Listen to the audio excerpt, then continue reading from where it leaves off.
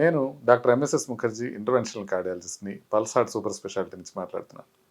ఇప్పుడు సునీత విలియమ్స్ గారు అంతరిక్షం నుంచి భూమి మీదకి తిరిగి వచ్చిన తర్వాత ఆవిడ ఎదుర్కొనబోయే సమస్యలు ఏంటి, అవి వైద్యపరమైన సమస్యలు ఏంటి, ఆరోగ్యపరమైన సమస్యలు ఏంటి, వాటికి ఏ విధంగా ట్రీట్మెంట్ తీసుకోవాలి అనే విషయాన్ని క్లుప్తంగా చూద్దాం. ముందుగా ఆవిడ వెళ్ళింది 8 రోజులకని వెళ్ళినా కూడా అది ఆల్మోస్ట్ 9 నెలల పాటు ఆవిడ స్పేస్లోనే ఉండిపోవడం జరిగింది. అంతరిక్షంలో ఇంతకాలం ఉన్నప్పుడు బాడీలో అనేక మార్పులు చోటు చేరుకుంటాయి. దీంట్లో ప్రధానంగా మనం గమనించాల్సింది ఏంటంటే, అంతరిక్షంలో గ్రావిటీ ఉండదు, గురుత్వాకర్షణ శక్తి ఎప్పుడు ఉండదో దానివలన అనేక మార్పులు వస్తాయి. దీంట్లో ప్రధానంగా మనం చూడాల్సింది ఏంటంటే బోన్ డెన్సిటీ పోవడం. అంటే ఎప్పుడైతే మనం మనిషిలో నిలబడటం కానివ్వండి, నడవటం కానివ్వండి ఇవి చెయ్యమో అప్పుడు మజిల్స్ బోన్ డెన్సిటీని తగ్గించేస్తాయి నెమ్మదిగా. మజిల్స్ తగ్గుతాయి, బోన్ డెన్సిటీ కూడా తగ్గుతుంది. బోన్ డెన్సిటీ ఎలా తగ్గుతుంది అంటే 1 to 2% పర్ మంత్ తగ్గుతూ పోతుంది. సో అలా బోన్ డెన్సిటీ తగ్గటం వలన ఈ ఎముకలు బాగా పెళుసుబారిపోతాయి, కొన్నిసార్లు ఫ్రాక్చర్లు అయ్యే ప్రమాదం ఉంటుంది. అందుకని అంతరిక్షంలో ఇంతకాలం నుంచి ఉండి తిరిగి వచ్చిన తర్వాత బోన్ స్ట్రెంగ్త్ కోసం ఆవిడ స్పెషల్గా కొన్ని సప్లిమెంట్స్ తీసుకోవాల్సి ఉంటుంది, కొన్ని ఎక్సర్సైజెస్ చేయాల్సి ఉంటుంది. బోన్తో పాటుగా రెండోది మజిల్స్ కూడా బాగా ఎఫెక్ట్ అవుతాయి. అంటే ఫర్ ఎగ్జాంపుల్ ఇక్కడ ఉన్నాం అనుకోండి, మనం నా జేబులోంచి ఒక పెన్ను తీయాలంటే కూడా మన మజిల్స్ గురుత్వాకర్షణ శక్తికి వ్యతిరేకంగా పనిచేయాలి. లెటసే మనకి పెన్ను చాలా ఈజీగా వచ్చేస్తుంది అనుకోండి, అసలు మజిల్ పని చేయట్లేదు అనుకోండి, అట్లా ఏది చేయాలన్నా, ఇది టేబుల్ ఎత్తాలన్నా టక్కన ఎత్తేసాను అనుకోండి, అప్పుడు మజిల్ వీక్ అయిపోతుంది. సునీత విలియమ్స్ విషయంలో జరుగుతుంది అదే. మీరు చూసుంటారు విజువల్స్. సునీత విలియమ్స్ ఆ స్పేస్ పాడ్లోంచి బయటకు వచ్చేటప్పుడు వీల్ చైర్లో తీసుకొని వస్తున్నారు. ఆ స్ట్రెచర్లో కూడా ఆవిడకి కాళ్ళు బాగా సన్నబడిపోవడం మనం గమనిస్తూ ఉన్నాం. ఎంత జాగ్రత్తగా అక్కడ ఫిజికల్ ఎక్సర్సైజ్ చేసుకుంటూ మనం అన్ని జాగ్రత్తలు తీసుకున్నప్పటికీ మజిల్ లాస్ స్పేస్లో ఉన్నప్పుడు కంపల్సరీగా జరుగుతుంది. సో అది వచ్చిన తర్వాత నెమ్మదిగా మజిల్ ఇంప్రూవ్ కావడానికి ప్రోటీన్ ఫుడ్ తీసుకోవటం, దాంతోపాటుగా ఎక్సర్సైజ్ చేయాల్సి ఉంటుంది. ముందుగా ఆమెకి ప్రతిదీ ఒక బాగా కష్టం అనిపిస్తుంది. అంటే జేబులోంచి ఫోన్ తీయటం కూడా బాగా ఒక పరిశ్రమతో కూడిన విషయం కింద చెప్పాలి. టాయిలెట్ సీట్లో కూర్చొని పైకి లేవటం కూడా చాలా కష్టం అవుతుంది ఆవిడకి. ముందు స్లోగా నెమ్మదిగా బాడీ భూమికి అలవాటు పడుతుంది ఈ గురుత్వాకర్షణ శక్తికి. సో అది ఒక ముఖ్యమైన విషయం. సో ఈ రెండు ఒక ఎత్తు అయితే, బోన్స్ డెన్సిటీ తగ్గడం, మజిల్ తగ్గడం ఒక ఎత్తు అయితే, గుండెకి సంబంధించి కూడా కొన్ని ప్రాబ్లమ్స్ ఉంటాయి. అంతరిక్షంలో ఎక్కువ కాలం ఉన్నప్పుడు బీపీ తక్కువగా ఉంటుంది, గుండె కూడా కొంచెం స్పెరికల్గా షేప్ మారుతుంది. సో ఇలా అవడం వల్ల అది పంపింగ్ చేసే సామర్థ్యాన్ని కూడా కొంచెం తగ్గుతూ ఉంటుంది.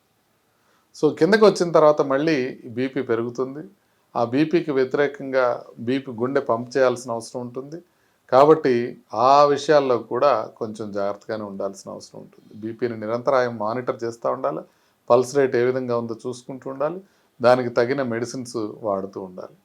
సో ఈ బీపీలో ఫ్లక్చువేషన్స్, సర్క్యులేటరీ సిస్టంలో మార్పులు కూడా అంతరిక్షంలో ఉన్న వాళ్ళకి వస్తాయి. ఇకపోతే నాలుగోది ఇంపార్టెంట్గా చూపు కూడా కొంతమేరకు మందగించవచ్చు. దానికి ఒక సిండ్రోమ్ ఉంటుంది, శాన్స్ సిండ్రోమ్ అని. అంటే space flight associated neuro ocular syndrome అని అర్థం అన్నమాట. అంటే ఈ స్పేస్ ఫ్లైట్లో ఎక్కువ కాలం ఉన్న తర్వాత ఆ ఫ్లూయిడ్ షిఫ్ట్స్ వలన ఈ ఆప్టిక్ నర్వ్ పైన ఎఫెక్ట్ పడి నెమ్మదిగా చూపు మందగించే అవకాశం ఉంటుంది.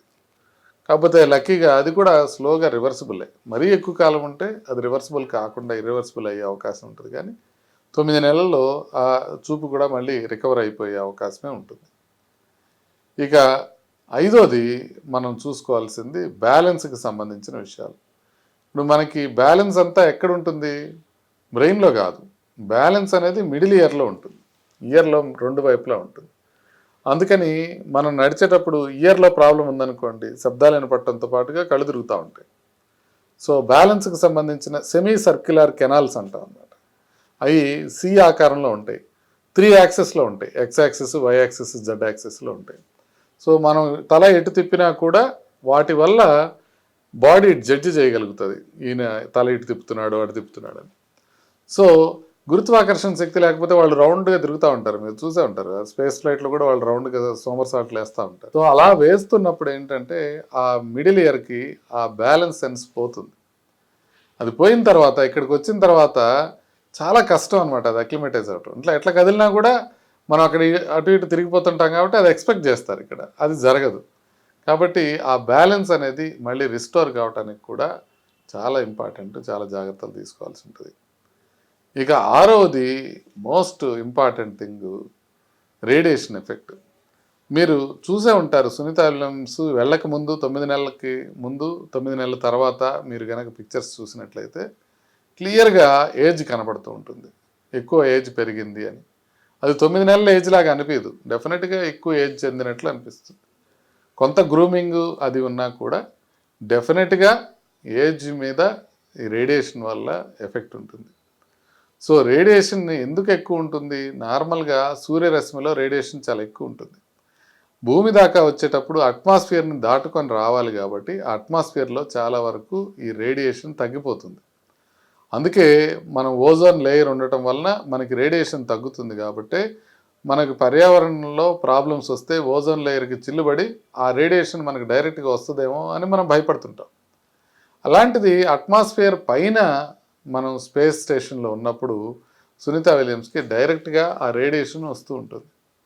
ఆ రేడియేషన్ సూర్యరశ్మి నుంచి డైరెక్ట్గా వస్తుంది కాబట్టి ఆ రేడియేషన్కి సంబంధించి అనేక ప్రాబ్లమ్స్ వస్తాయి. స్కిన్ ప్రాబ్లమ్స్ కావచ్చు, కొన్ని జెనెటిక్ మ్యుటేషన్స్ కూడా వచ్చే అవకాశం ఉంటుంది.